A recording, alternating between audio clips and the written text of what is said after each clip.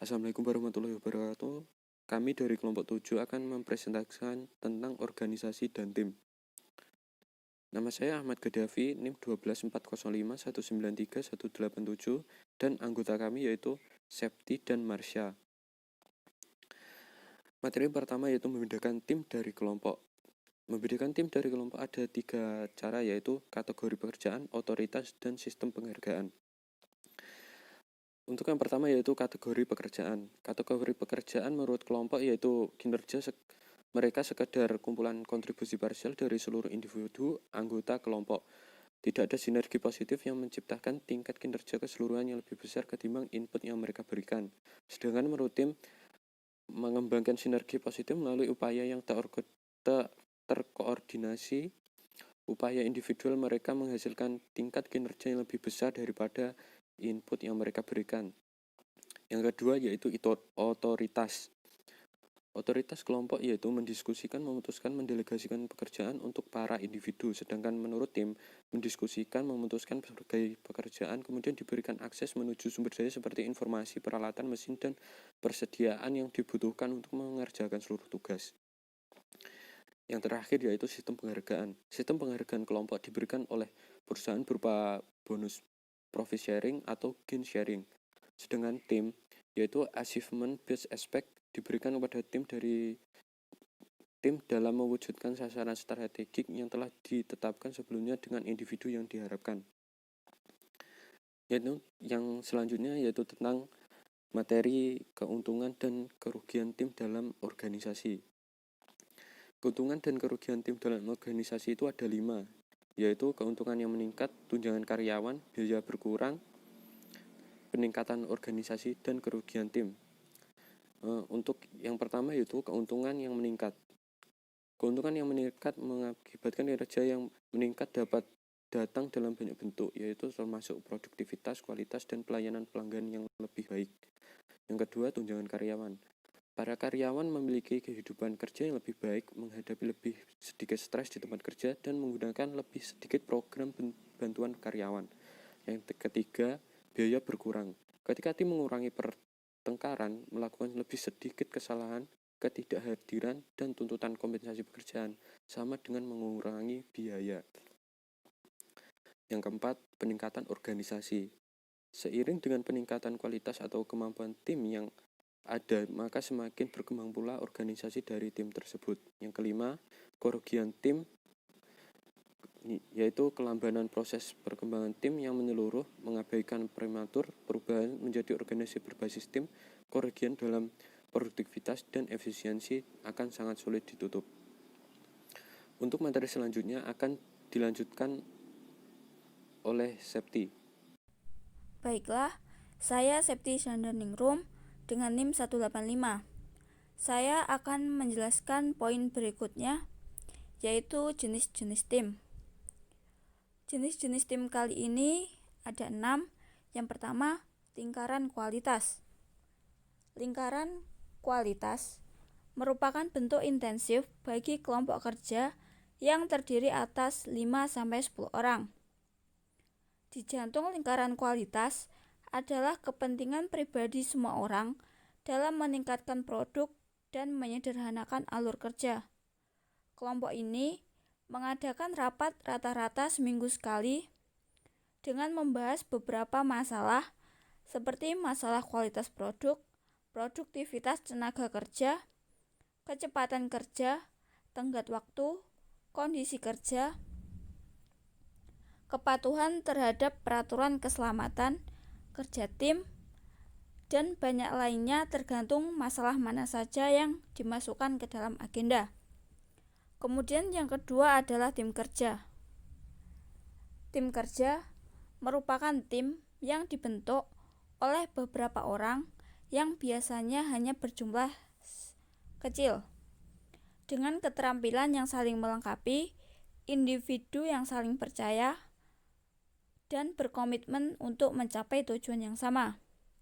Tim kerja atau work team bersifat mencapai kinerja bersama, positif, individual dan timbal balik, dan kinerjanya saling melengkapi. Kemudian tim yang ketiga adalah tim kerja penyelesai masalah. Tim ini merupakan kelompok yang terdiri dari 5-15 karyawan dari departemen yang sama, yang bertemu selama beberapa jam setiap minggu untuk mendiskusikan berbagai cara peningkatan kualitas, efisiensi, dan lingkungan kerja. Kemudian untuk tim yang keempat adalah tim manajemen atau manajemen tim. Tim ini adalah tim yang mengoordinasikan dan memberikan arahan ke subunit di bawah yurisdiksi dan mengintegrasikan pekerjaan di antara subunit. Tim manajemen didasarkan pada otoritas yang berasal dari peringkat hierarkis dan bertanggung jawab atas kinerja keseluruhan dari unit bisnis. Kemudian tim yang kelima adalah tim pengembangan produk atau Product Development Team. Tim ini bertanggung jawab untuk mengubah permintaan pasar menjadi sebuah produk yang dapat mencapai keberhasilan produk.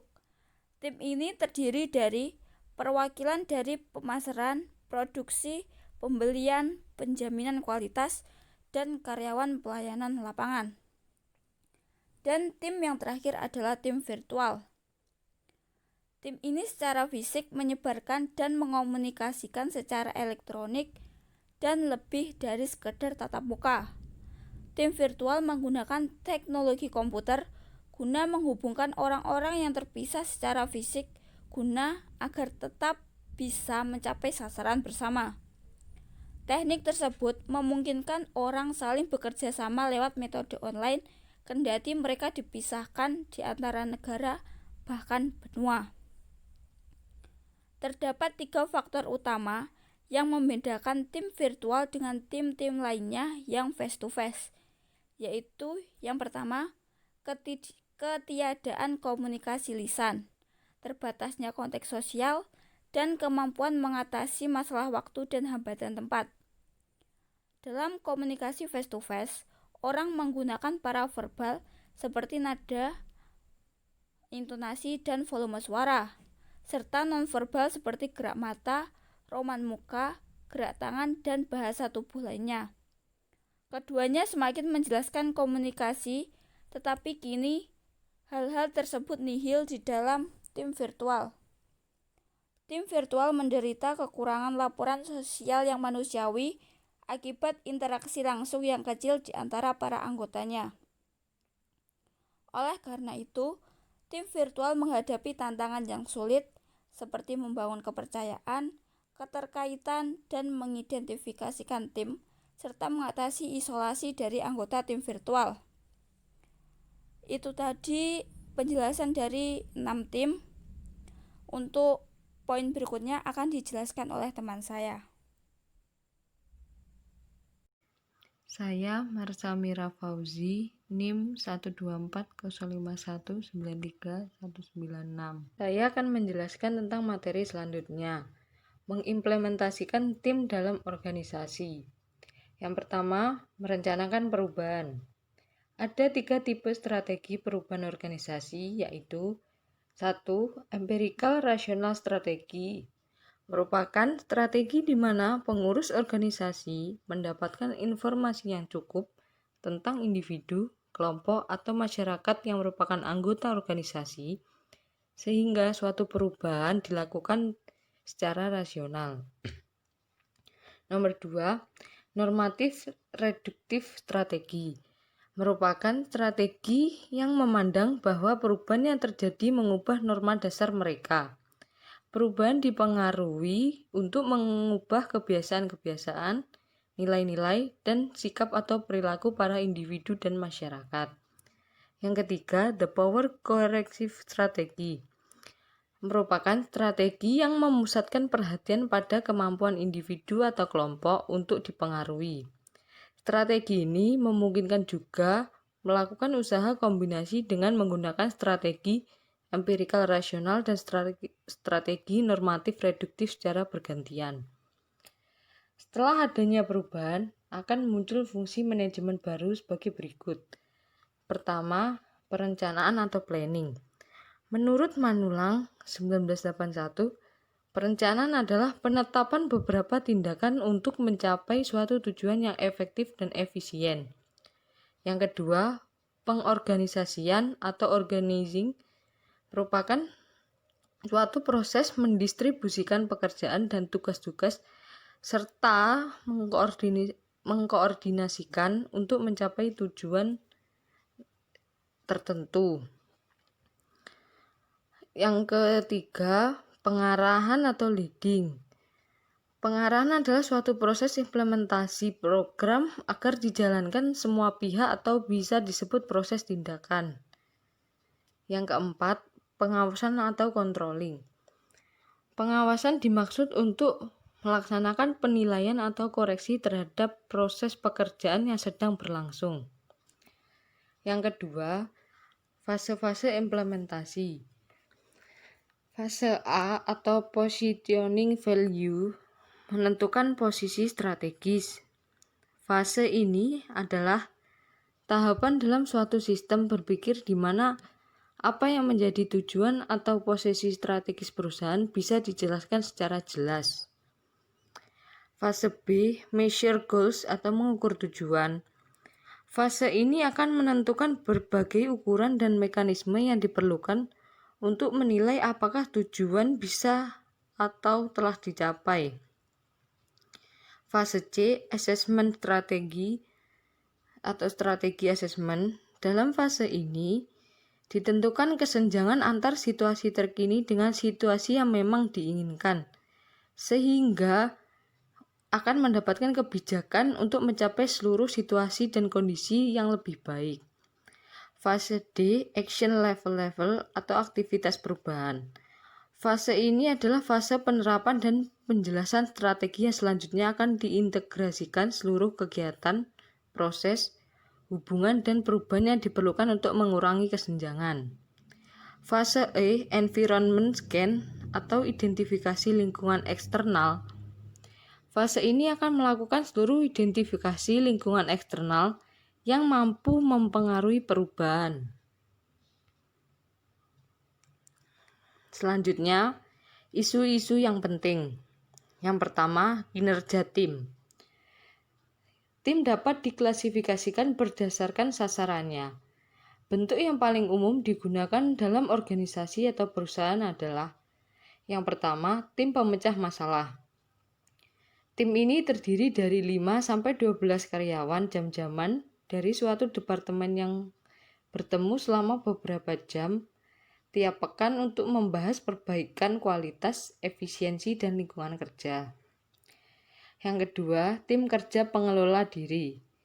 Kelompok karyawan biasanya 10-15 orang yang memikul tanggung jawab. Selanjutnya, tim lintas fungsional. Tenaga kerja dari tingkat hierarki yang sama tetapi dari tempat pekerjaan yang berbeda. Yang terakhir, tim virtual. Tim yang menggunakan teknologi komputer untuk mengikat secara fisik secara bersama membagi anggota untuk mencapai tujuan bersama. Yang kedua, mulai dari puncak. Terdapat teori stakeholder. Tipe stakeholder digolongkan berdasarkan kekuatan, posisi penting, dan sejauh mana stakeholder yang mempengaruhi berjalannya sebuah perusahaan melalui keputusan penting yang dibuatnya, yaitu yang pertama, stakeholder primer. Biasanya stakeholder di golongan ini termasuk stakeholder internal. Stakeholder primer umumnya memiliki peranan penting dan langsung dalam setiap transaksi bisnis dan menanggung setiap resiko yang muncul dari setiap kegiatan perusahaan. Yang kedua, stakeholder sekunder. Biasanya stakeholder ini termasuk stakeholder eksternal. Stakeholder sekunder tidak memiliki peran langsung dalam setiap kegiatan bisnis. Namun pada kenyataannya, stakeholder sekunder dapat mempengaruhi kelangsungan hidup sebuah organisasi. Yang terakhir, stakeholder kunci. Merupakan stakeholder yang memiliki kekuasaan secara sah atau memiliki legitimasi Keberadaannya sangat dibutuhkan karena memiliki urgensi dan memiliki kekuatan tersendiri yang dapat berdampak pada sebuah organisasi bisnis.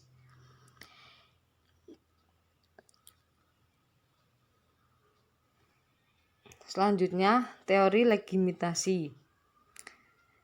Teori legitimasi memfokuskan pada interaksi antar perusahaan dengan masyarakat. Yang melandasi teori ini adalah kontrak sosial yang terjadi antara perusahaan dengan masyarakat, di mana perusahaan beroperasi dan menggunakan sumber ekonomi yang digunakan dalam penelitian mengenai isu lingkungan. Proses legitimasi dapat membuat sesuatu dapat menjadi sah dalam hukum, terlihat baik dan diterima dengan normatif di dalam lingkungan masyarakat.